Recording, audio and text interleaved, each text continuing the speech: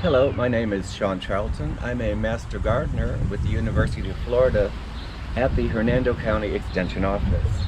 Today we're going to be creating a sphagnum moss topiary. Here's an example of an upright one, and back here we have more of a basket style where the top is open. And to do that, we're going to need a few supplies. So our first is going to be a long fiber sphagnum moss, and this can be found in orchid departments at the big box stores or online. We'll also need a topiary form, and this was an upright topiary form, and I did this about 2 years ago. This one was done 2 years ago also, but you can use, once again, upright forms or baskets, including a hanging basket. But today we're going to be working with this type of hanging basket right here, where we're going to cover 3 sides with the growing ivies, or in our case, the growing creeping fig or Ficus pumila. We're also going to be using floral pins, and these will be used to hold the ivies in place once we have planted our planter. And also in upkeep, we can use those to possibly take a piece and position it in a thin spot so it will continue to fill in and look great for years to come. And again, some baskets will require a small amount of soil. So we're going to start off by soaking the sphagnum moss in water for about 15 to 20 minutes. Make sure that's got very good and wet. And also, if we need to do a little prep, this basket here is opened up far too much, and our moss would simply fall out if we were to try to line it. There are some, you can use chicken wire, or there are some plastic liners available that do have about a 1-inch mesh to them. And again, we want to have about that 1-inch mesh, which this planter happens to have right here, and that's so when it comes later on, we'll be able to plant throughout here and then cover to shape that with the floral pins.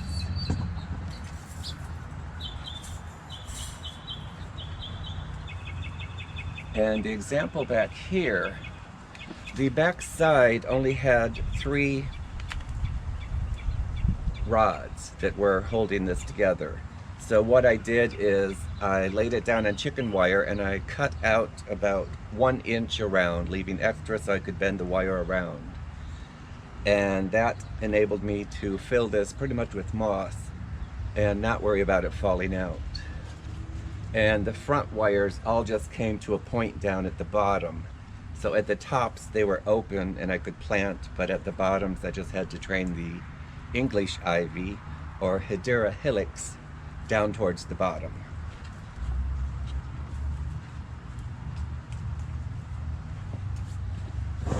So as I've said, we have our moss that has been soaking in water. So when we gather that, we want to wring it out just slightly. And to start, I'm simply going to put a 2-inch layer across the entire bottom of this basket.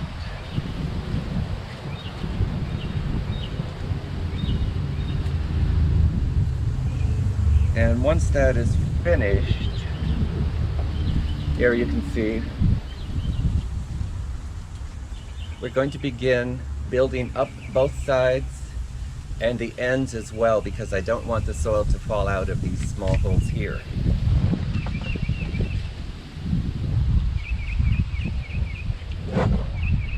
So I simply place it against the wall and give it a slight amount of pressure to push it into the 1-inch grate there, and that helps hold it from falling back in on itself.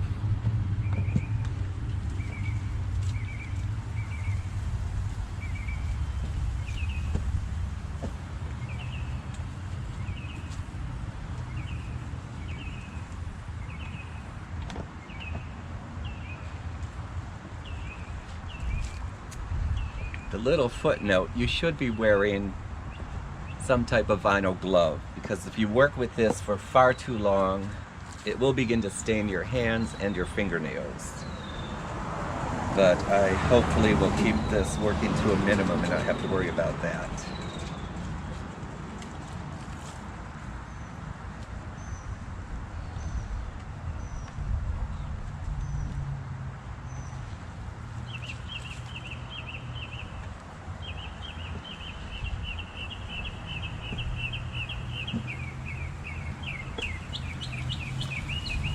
Okay, once we have this completely filled, we are going to fill that up with a small amount of potting soil. And as you can see, I have all ends, hopefully without that falling in myself. You can see I do have that. It's about a 2-inch layer. So at this point, I can use some soil that will help hold those sides up, and we can begin planting.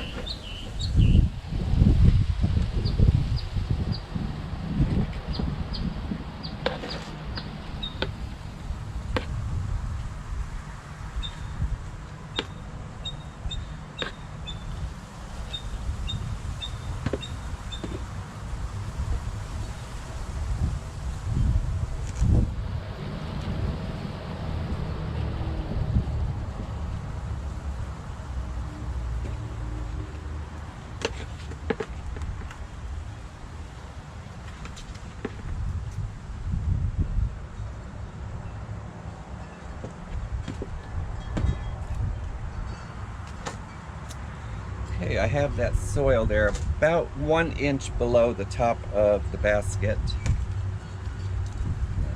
A couple little holes right there at the top to fill in.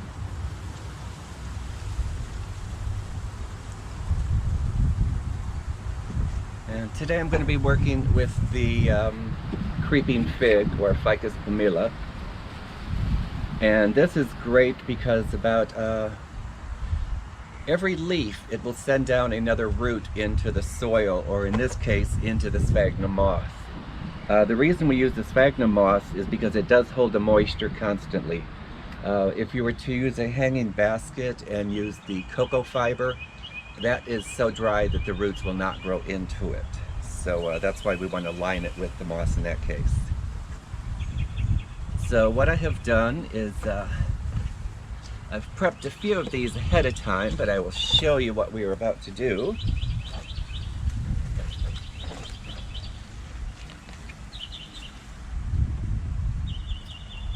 And normally I would just tip that over, and then we would separate these out and knock off a little bit of loose soil. I did water that thoroughly ahead of time, so to minimize any damage to the roots. So what we're going to do now is take this fiber and try our best to just wrap it around these roots and encase them. Then I just give it a very slight squeeze, and they do hold together.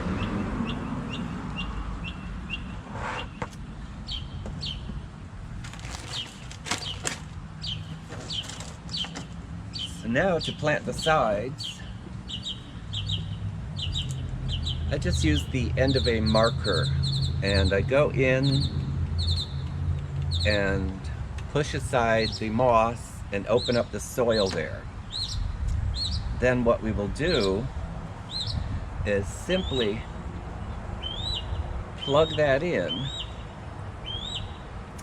and then I will sort of tamp around the opening there to hold that in.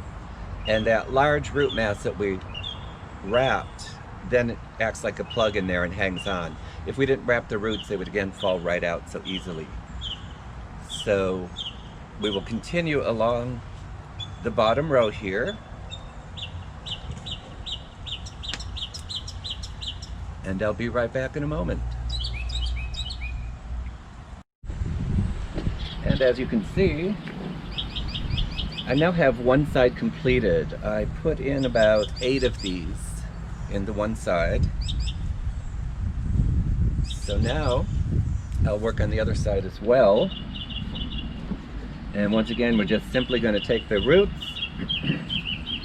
Wrap them gently with the sphagnum moss.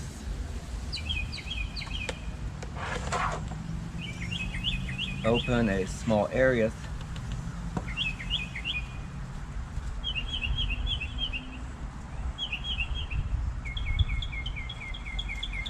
and then insert that right in. And you can see quite simply that just one piece is going to do a lot of coverage. So once I do get like 7 or 8 more in there, it'll nearly be completed. And once again, I have finished planting both sides of our basket at this moment. And if you see some water dripping, I gave the soil a watering there, so it's just running right on through. At this point, we want to take our floral pins or hairpins, if you care to use those, and we're simply going to lay the ivy or creeping ficus. Just going to lay that along there, and then simply place a pin to hold them where you would like them to begin growing. And again, they will send down roots continuously as they do grow, so that easily makes filling in an area simple to do.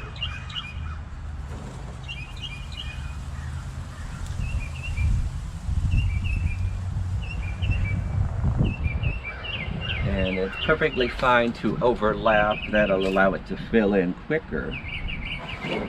As you can see, I've only done the top 3 so far. Now, one thing you do want to be careful of, if you are using the floral pins, they're quite sharp.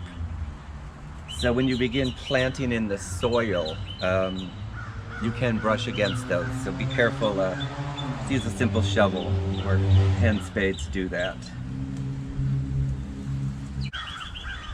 So now I'm going to continue across the bottom to fill that in. And for the ivies that are hanging over the very bottom, we're going to take those around the corner and pin them in, so that'll be covered there as well.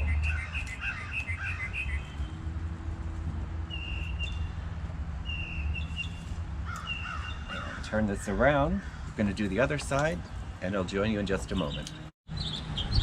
And we're just finishing up the side right here. Last few pins.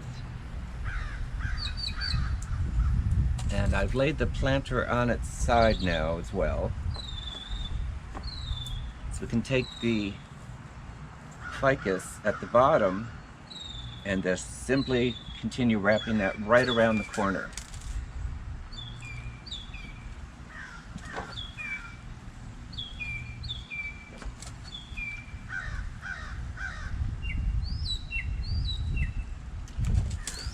And don't worry too much if the pins seem to be showing.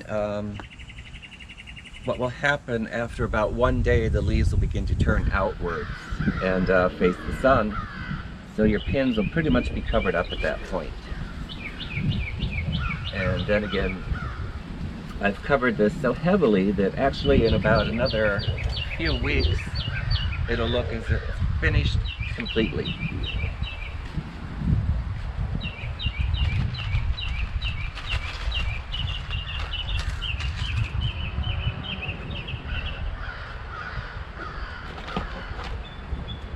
And here I have just a bare stem I'm going to simply cut off.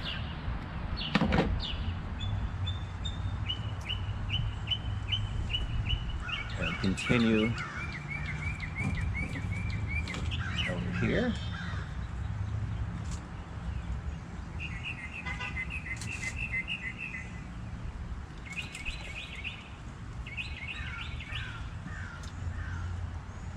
And what I've done with that long piece, it simply went out and looped it right back.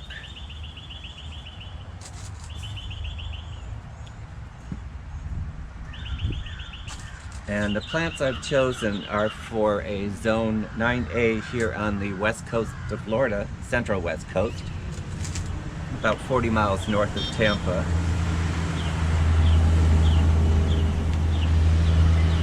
And again, I've chosen plants that will grow in the conditions I have here. And the great thing with this are many of the English ivies, they are quite cold hardy, so you would be able to do this in a northern climate as well.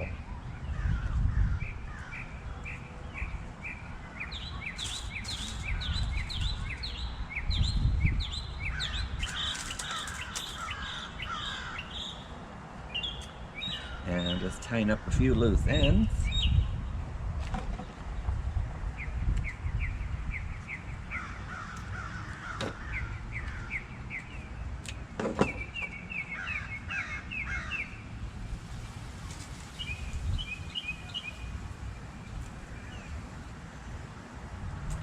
And there we go. Now have the planter completed on all three sides. And by leaving the top open like that, I'm able to put in any type of annual that will grow for a season. And that way I have the ivy basket year-round and my seasonal color that I choose to go with. And part of upkeep is watering as well. And when it comes to our shaped topiaries, you want to put a gentle shower and simply water each surface.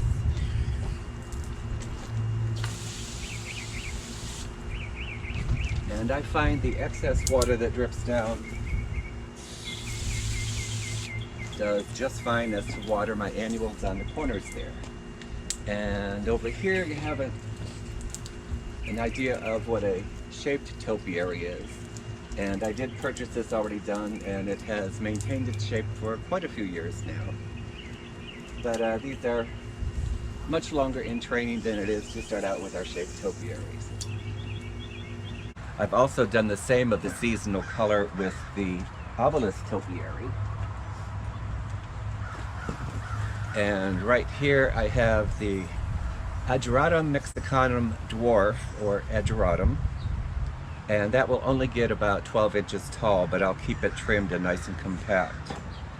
And that's late spring right now, going into early summer. And just to do a little trimming on that, remove the bottom leaves, and then I'll root that in some rooting compound and have it to grow somewhere else later on.